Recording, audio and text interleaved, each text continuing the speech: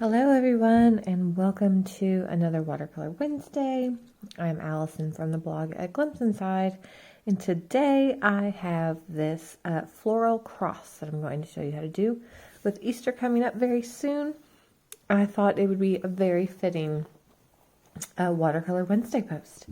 So let's get started. Sorry, you can't really see my full paper. I'm actually painting on a 5x7, so this is pretty much the biggest size painting that I use. I don't normally go much bigger than a 5x7.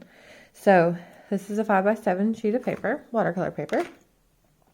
And the stamps I'm going to use for this one are from the mini flower set, the little hyacinth, I guess you could call them, from the original flower set, the Daisy Bunch, and then from the Bible journaling Bible foliage set, I'm going to use this vine. You can use the original foliage set vine, but it's a little bit bigger. But feel free to use that, and you don't have to like ink the whole thing if you feel like it's too big. And there's also vines in, I think, another foliage set, but then those are slightly smaller. So this one's kind of like an in-betweener. So that's why I went with this one. But if you don't have this one, just use whatever vine that you do have. And then for the colors, I am using number 20 magenta, again, of the Marvy La Plume 2s, number 43 brilliant yellow, number 17 steel blue, and then number 15 olive green. So you will also need for this an eraser, a pencil, and a ruler, because you have to freehand your cross. I went ahead and skipped my long drawn out process of drawing out my cross because I just thought I'd spare you the 10 minutes and multiple erasing times in the video. So what you want to do is center a cross on your page and draw it really lightly with a pencil. And then we are going to use Post-it tape and just line up right next to those lines. So this is all tape that I had from my sample project and from other projects, and they're real easy. You can use them for a couple times in a row, so don't feel like it's just a one-use throwaway. If you do get some Post-it tape, I tend to try to keep mine around for a couple paintings, because you just never know. So I'm just gonna line, and I'm gonna make sure that my edges are really pushed down along those pencil marks.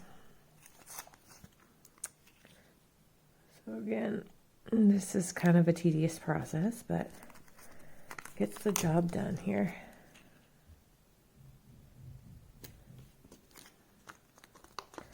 Almost there. So I try to still see the line, because if you make your line light enough, you can always erase it in the end, which is really why, keep your eraser handy. I tend to still see lines, and I'll just erase them.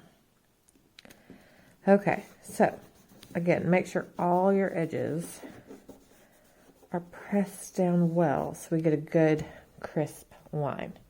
So there we go. And this time I'm actually going to start with my little Daisy Bunch stamp. I'm going to ink it up in magenta. I'm going to ink the entire stamp, and then I'm just going to place them wherever I feel is a good place. So I'm going to just kind of work my way from the bottom up. I'm going to do press multiple times before I reapply the ink, and then kind of walking in a circle. You can make these bunches as large as you want. You can make them as small as you want. Try to overlap your paper just a little bit, and that way you know that it's going to be near that edge. Because with this, and wanting the shadows, you want like a good crisp line.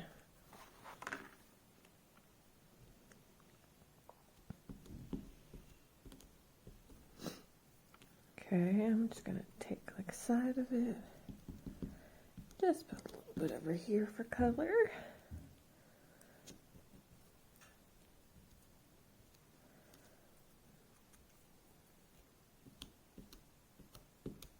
Okay, so I'm not going to add water yet. I'm going to wait until all of my stamping is complete before I place water on it.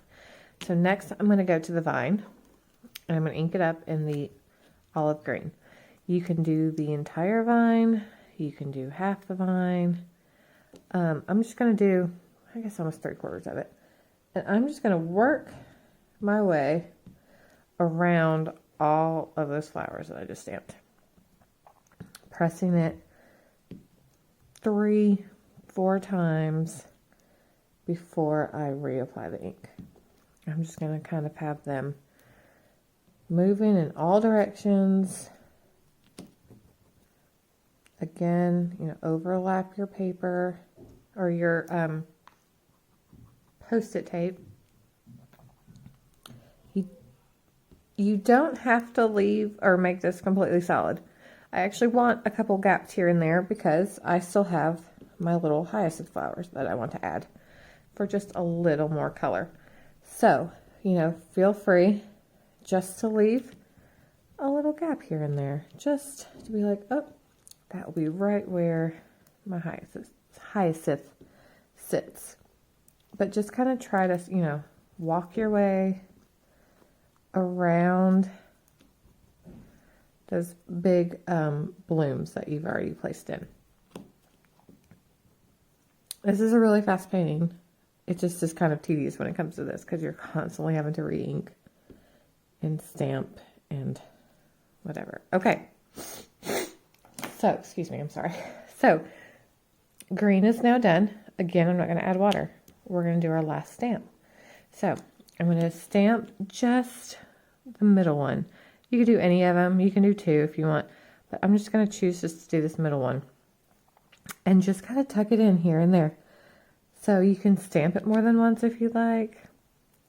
I turn it, re-ink it for sure almost after every 2 stamps. Just to make sure that the color is still very bold and vivid. Because I do want these little flowers to stand out amongst all the yellow and green. I'm sorry, pink and green.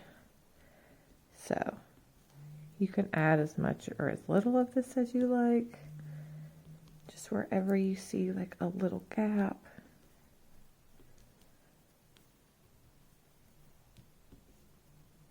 I think it looks kind of cute just because I feel like it's fun little blooms like growing up on the vine.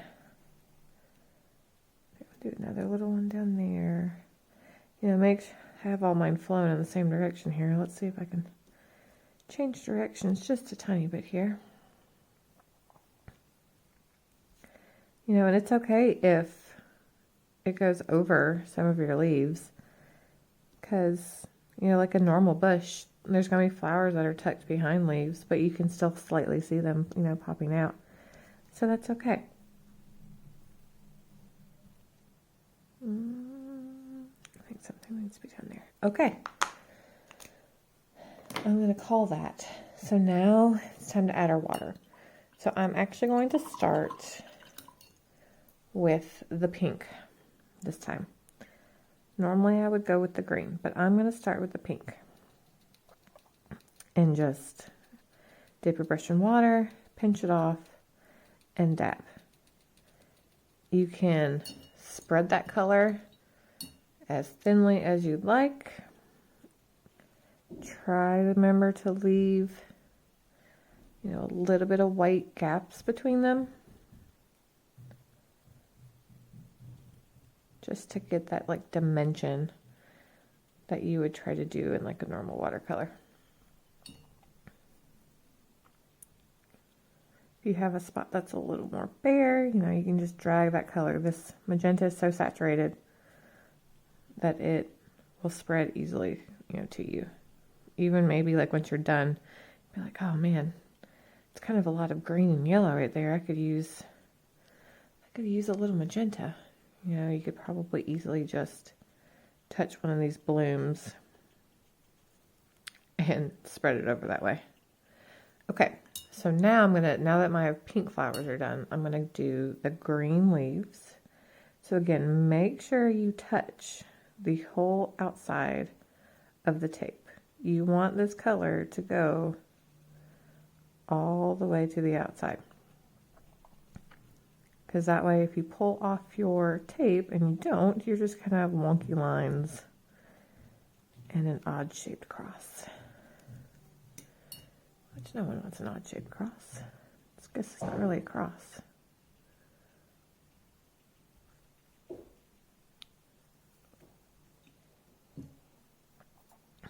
So I'm just working my way around all the purple, magenta blooms and the yellow ones that I've yet to add water to.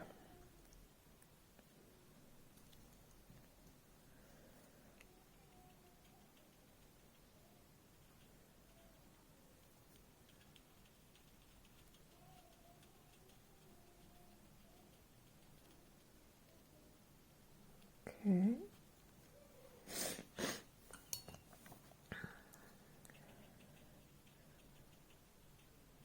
So, some of these, you know, if they get too washed out on you, it's okay. Go back with your stamp if you want and make them a little sharper back in there. Okay. So, now I'm going to go over my yellow.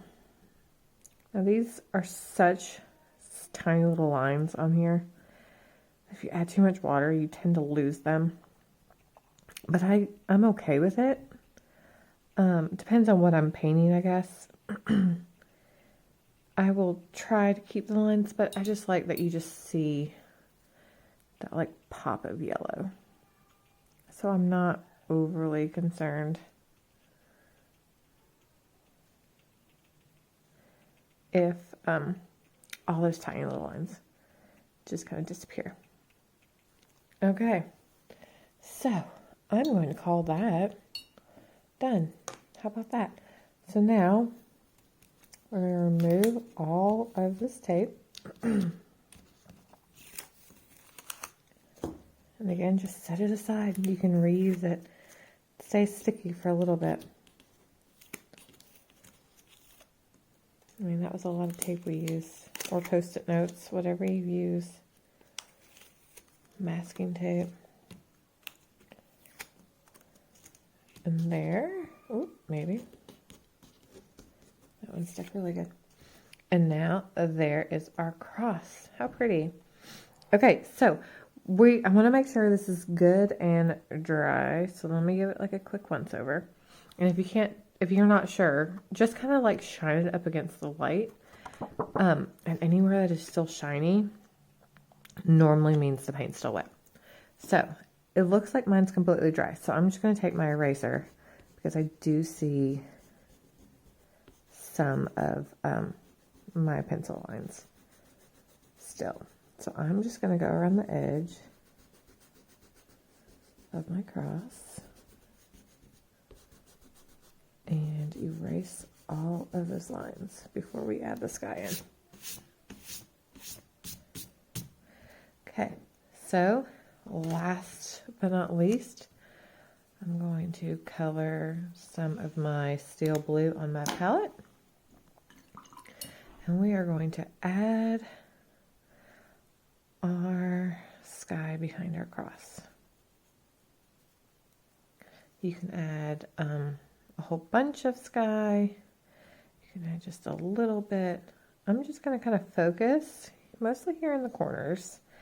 And then I'm just going to kind of feather the blue down.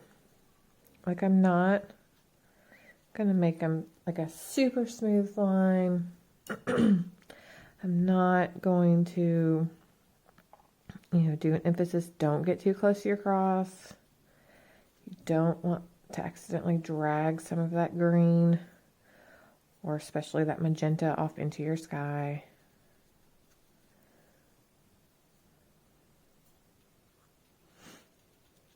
For the sky, it's okay if you add a lot of water onto your palette. It will just soften your paint. So more water with watercolor, the lighter your color will be. So I'm just going to kind of go around the edge here and come down that edge. I think I used a little too much water though. Okay. And then we'll do the same up here. Just kind of go into the corners.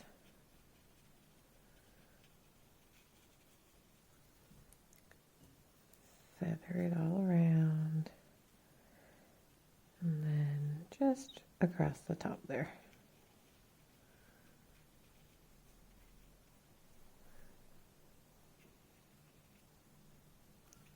If you want any spot darker, just go back over it with more paint. And there you have it. Look at that. This is like a 15-minute painting. So I'm going to use my blue and sign and date it. And that's it. This would be the perfect card to give to somebody for Easter. Add some, like a little touch of like a glitter pen or something to it, and how pretty would that be? If you have pretty handwriting, you can write Happy Easter on it, or blessed, or just leave it as is. Oops, sorry. But yes, this would be so pretty as a card, or just to pop it in a frame and display it for Easter, or give it to somebody as a gift. So I hope you have an awesome rest of your week. I hope you enjoyed this painting. If you have any suggestions, please feel free to shoot me an email or send me a message on social media, and I would love to try my hand at whatever you would like. Have an awesome rest of your day. Bye.